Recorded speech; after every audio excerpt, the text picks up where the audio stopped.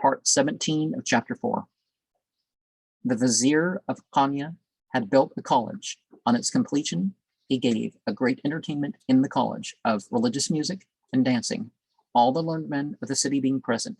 The Quran was first recited in its entirety, after which the holy waltzing began. The Vizier and Shamsuddin both joined in the dance. Several times they came into collision. The Vizier's skirt swept against Shams's person, as he observed no caution in his gyrations. Jalal expressed great indignation at this want of courtesy and reverence for his guest and friend. He took Shams by the hand to lead him away. The grandees present essayed to appease him, but their entreaties were of no avail. The police of the Sultan, therefore, sent for.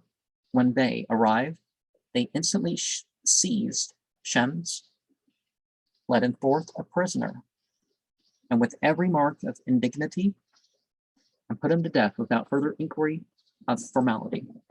Now, your typical person would recite the Quran in about 30 hours, right? Someone was telling me that his father used to recite the Quran spend 9-10 hours a day and go through the Quran once a day. But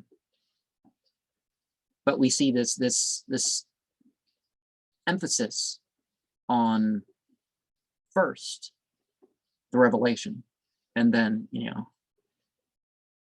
but it shouldn't be about who the person is. If it's